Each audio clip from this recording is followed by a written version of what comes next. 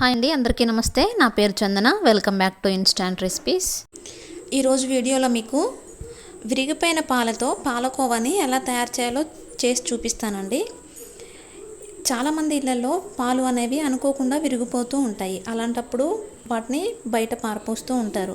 అలా పారపోయకుండా ఇలా ఒక్కసారి పాలకోవాని తయారు చేసి తిని చూడండి. చాలా టేస్టీగా ఉంటుందండి. అండ్ అంతేకాదు పిల్లలకు కూడా చాలా ఇష్టంగా తింటారు. ఈ పాలకోవాని ఏ స్వీట్లోనైనా కలుపుకోవచ్చండి. ఓకేనా? ఈ ప్రాసెస్ స్టార్ట్ చేద్దాం. ముందుగా ఈ విరిగిపోయిన పాలు ఉంటాయి కదండి, ఈ పాలల్లో ఈ పాలు అనేవి కొద్దిగా ఇలా ఉండలు కాకుండా పల్చగా వచ్చేటట్టు చూడాలి. ఇప్పుడు దీంట్లోకి ఒక చెక్క నిమ్మకాయ పిండండి. ఒక 4 or 5 డ్రాప్స్ నిమ్మకాయని ఇలా వేసేస్తే మిగిలిపోయి ఉన్న పాలు కూడా విరిగిపోతాయి అన్నమాట. ఇప్పుడు వీటిని ఒక క్లాత్లోకి తీసుకొని ఈ పాలని ఈ క్లాత్లోకి ట్రాన్స్ఫర్ చేసేసుకోండి. ఈ వాటర్ని అంతా తీసేయాలి.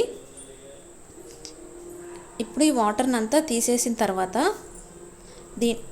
ఇప్పుడు ఈ వాటర్ని పారబోసి మళ్ళీ క్లాత్లోకి చల్లటి వాటర్ని పోయాలండి. మనం నిమ్మకాయ వేసాం కదా, ఆ పులుపు అనేది మొత్తం పోయేంత వరకు ఈ టెక్స్చర్ అనేది శుభ్రం చేసుకోవాలి. ఇప్పుడు ఇలా టెక్స్చర్ అనేది రెడీ అయిపోయింది మనకి. దీన్ని పక్కన పెట్టేసుకొని ఇప్పుడు స్టవ్ మీద ఒక చిన్న మందపాటి గిన్నెని పెట్టుకోండి. దాంట్లోకి ఈ టెక్స్చర్ని అంతా వేసేయండి.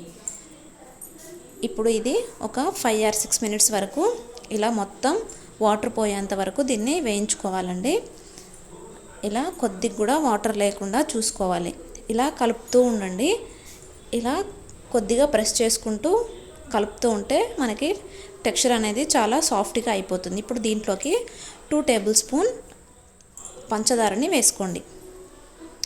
ఈ పంచదార వేసిన తర్వాత ఈ టెక్స్చర్ అనేది కొంచెం లూజ్ అవుతుందండి. ఇలా పంచదారతో ఈ టెక్స్చర్ అనేది మొత్తం పూర్తిగా కలిసిపోయేంత వరకు బాగా కలుపుతూనే ఉండండి. ఇలా ప్రెస్ చేస్తూ కలపటం వలన మనకు టెక్స్చర్ అనేది చాలా సాఫ్ట్గా వస్తుంది. ఇప్పుడు కొద్దిసేపటికి ఈ టెక్స్చర్ అని మొత్తం కొద్దిగా దగ్గర పడుతుందండి. ఇలా చక్కెర వేసిన తర్వాత చక్కెర మొత్తం కరిగిపోతుంది. ఇప్పుడు ఇది ఇలా పొడి పొడి అయ్యేంత వరకు వేయించుకుంటూనే ఉండండి. ఇది కొద్దిసేపటికి ఇలా మొత్తం పొడి పొడిగా అయిపోతుంది. దీన్ని కొద్దిగా చల్లారనివ్వండి. కొద్దిగా చల్లారిన తర్వాత ఒక మిక్సీ జార్ తీసుకొని ఆ మిక్సీ జార్లోకి టెక్స్చర్ని మొత్తం వేసేయండి. ఇలా వేసేసిన తర్వాత దాన్ని ఒకసారి స్మూత్ పేస్ట్గా గ్రైండ్ చేసుకోవాలి. ఇలా స్మూత్ పేస్ట్ వచ్చేంత వరకు దీన్ని ఒకసారి గ్రైండ్ చేసుకోవాలండి. చూసారా, స్మూత్గా ఉండింది.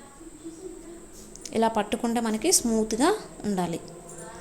ఇప్పుడు వీటిని మీ ఇష్టం వచ్చిన షేప్లోకి తయారు చేసుకోవచ్చండి. నేనైతే రౌండ్ షేప్లోకి తయారు చేసుకున్నాను.